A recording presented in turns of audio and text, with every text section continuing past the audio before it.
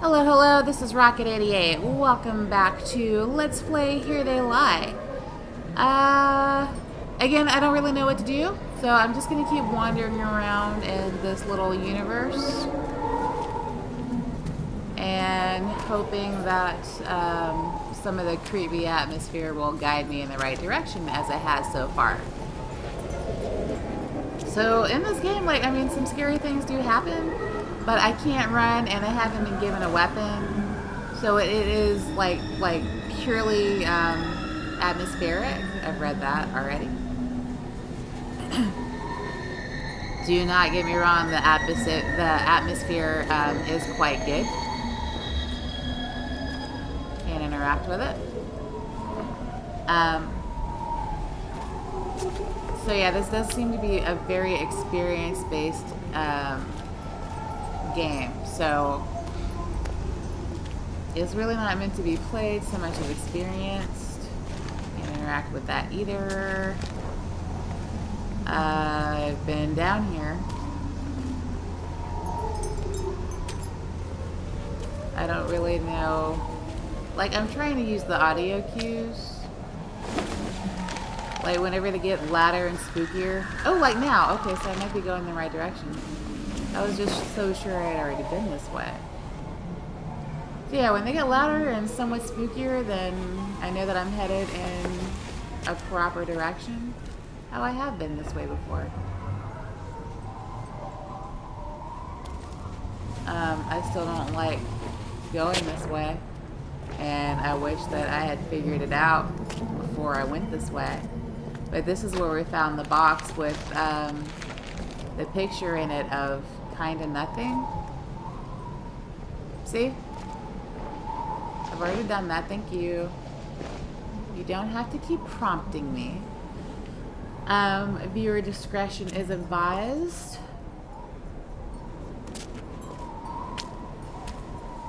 Let's see what kind of progress we can make. I spent a lot of this running, so I might have hindered my own progress by not really paying attention to where the hell I was going. That might have been a mistake. Can I interact with this door? It's not glowing, so no. I will say this though, for a world so devoid of color, why every couple of steps do you slip on shit? Come on now. But for a world so devoid of color, there is some like masterful artistry. Oh, thank God. Because I don't want to. I don't even know if I want to find out if I can. I doubt I can go in there. But there is a lot of artistry going on in this game. Look, there's graffiti on the shitty trash can that's filled up with cardboard. Like really, really, really stylized, which I do appreciate because, you know, there's not a whole lot for me to do right now. Yeah, it's not glowing. There's not a whole lot for me to do, so really appreciating the handiwork that went into it, you know, that strikes me as something I can do. Alright. Quite sure I've tried to go into most of these doors, and I can't interact with any of them. This was where we got the birds. Okay, so I am remembering that at the very least.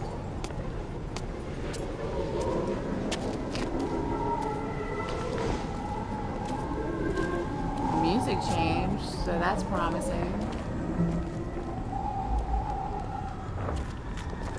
Nope. What in the hell is that? Oh, I'm going this way. Well, duh. Okay. Like I said, the musical cues do, why do I have to slip on something every couple of feet? But the musical cues do give you an idea of what you're wanting to do to continue on this little experience. Oh, that's birds. Okay, I was like, I don't know what the hell that flapping is, so I don't know if I'm supposed to be scared of it or not. Chances are I can't interact with that door, so I remain uninterested in the door.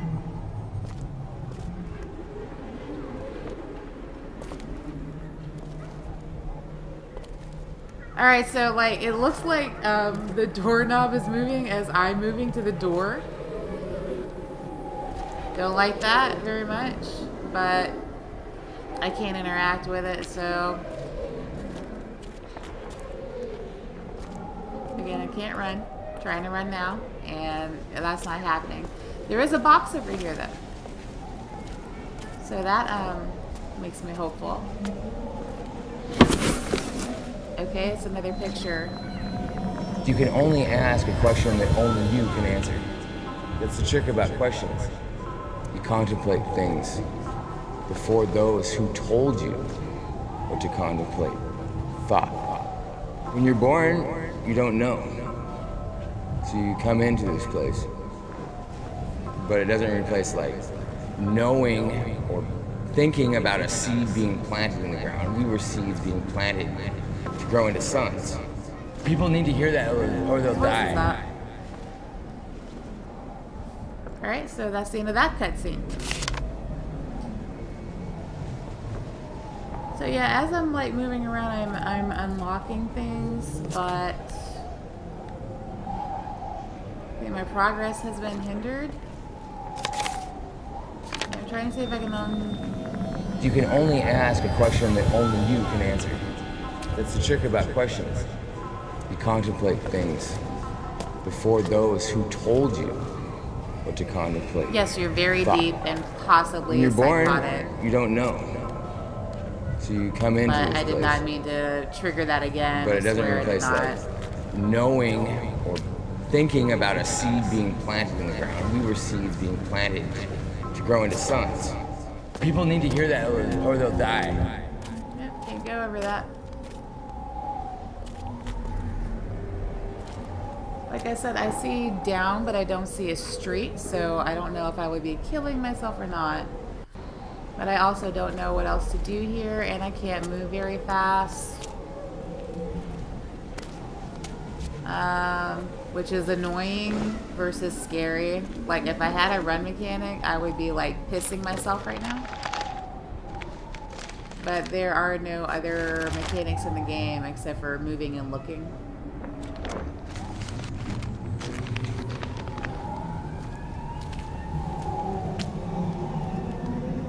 Because there is some, even though like there's a layer of,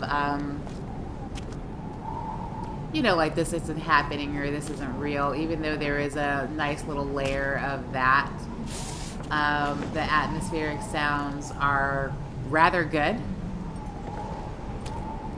There are some really interesting sounds going on in this game that, you know, kind of make you rethink your choices as a human being.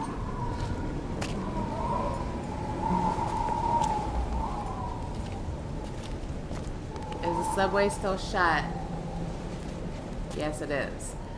I feel like I fubbernucked myself. Man, I really do. I mean, the only good thing I can say is that I got the damn door to stop banging. And that's all I can think to do now is to start going up the doors and see which ones I can interact with. This might be a short episode. The other episode was rather long. I apologize for that.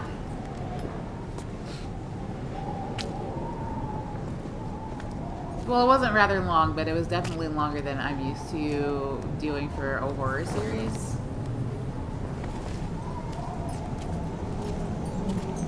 I can't remember if I've already been down here. If I find a box, though, that'll let me know if I've done it or not. Yeah, I think I have been down here already.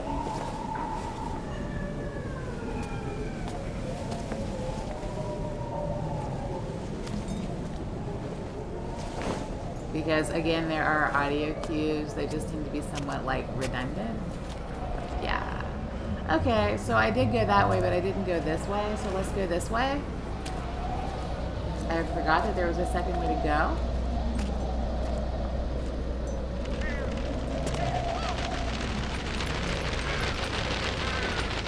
More beds. Okay, so that's how we go. Box.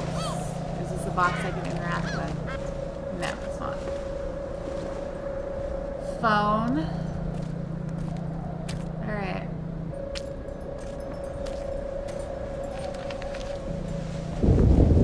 I beg your unbelievable pardon. Ooh, snap. It does look like something is a brewing off in the distance. And I'm a southern girl, so that means, you know, go.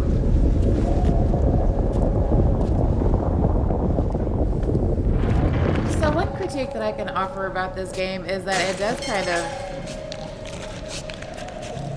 Okay, so one thing that I can't offer, one critique that I can't offer about this game is that it's okay. So it's very heavily sound driven, which carries with it a couple of downfalls. Because on one hand, the sound cues drive you, and then on the other hand, they deter you also. I think I'm making it faster through this game than I did because of than I did in Resident Evil 7. And part of that is that while the sounds are effective, they're a little bit misleading. Because it's like, I'll start going in a direction, and then the game will say, yes, this is the direction that you're supposed to go in. And then I might, you know, like trigger like a little scare, but the game keeps saying that, you know, I'm going in the right direction. So, you know, in what way is that scary? Like in, okay. Hi, Dancing Lid. So like in Resident Evil 7, you know, I'm using the sound cues in the game to survive, and they are actually extremely effective at setting up an atmosphere. Can't interact with it, so I no longer care. They are rather effective in setting up the atmosphere, much like in this game. You know, if I walk over something, you know, it'll creak and bang in Resident Evil 7 and scare the absolute piss out of me. What the fuck was that? Did you see it? Alright, let me see if I can back up and recreate that. Yeah, what is that? Because, like, when I walk up to it and pass it, you know, it's not there anymore. Is that a reflection from glass or something? From a door that I can't open? Or a window that I can't interact with? That's kind of another thing. There's too much in this game that I really can't interact with. You know, in Resident Evil 7, it's like, you know, there's an interaction and then a payoff for it. So, in this game, you know, I have an interaction and then an experience. So, it's not as scary in that regard. I was way more scared on the train. Another picture. What happens when you die, what happens to your mind, it's for eternity sort of thing. You don't remember everything that happened before you were born, you just sort of popped into life like that. So I think you kind of get sad if you think about it, but if you think about it, like, it's going to happen to everyone eventually. There's nothing you can do about it, it's inevitable. I don't think anyone really knows, I don't think we'll ever know until it happens. I'd like to think that maybe something happens and you die and do something, I don't know, or like the human race will go on to, I don't know. Alright, so this photo looks like it's connected to a jigsaw memory. If you please be familiar with that movie series. I don't want to have to have made that joke and it like not land because I'm like the only person who's seen the movies. Of like epic fail on your joke because you watch shitty horror movies. I do, but apparently I play some rather effective damn horror games.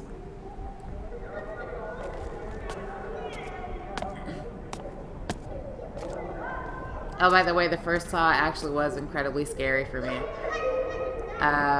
Moving forward, I would say, again, there were mostly like experiences for me, but the first Saw in particular, that set up some awesome scares.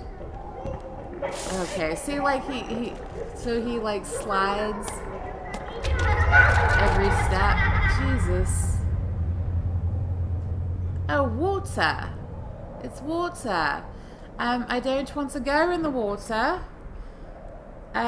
Because the water looks like death. So, no. I don't want to go in the water. Thank you. Thank you. Ugh.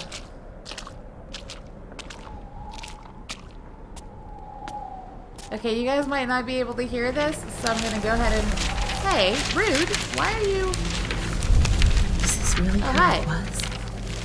It's so hard to remember. Are you? How... what was? Am I supposed to keep going in this direction to further the cutscene?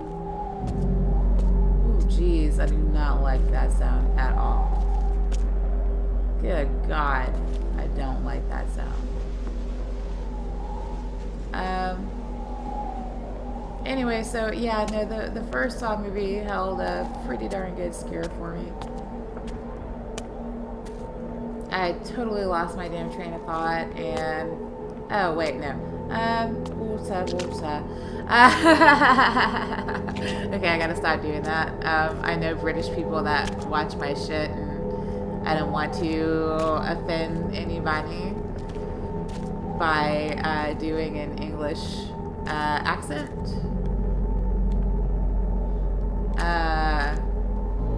Because some people might be kind of triggered by that.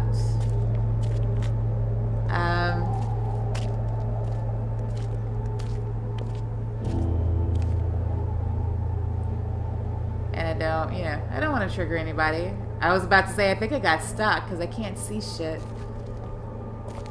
Alright. Not stuck. Good deal. Alright, so everything in the game seems to be saying to go down, so I'm going to continue to go in the downward direction. Even though it seems to be against everything in my preservation. More phones. Of course the phone is ringing! Of course it fucking is! Hi! Hey there, buddy. What? Dana was there? Just now? Then why are you on the phone talking to me? Get going. You're gonna miss your chance. My chance for what?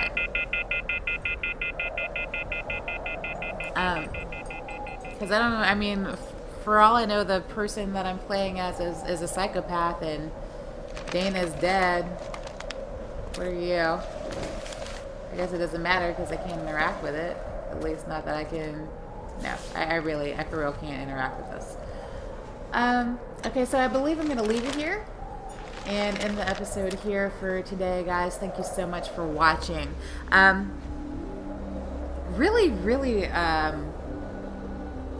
there's a lot of artistry in this game, even without the color, which I do find impressive.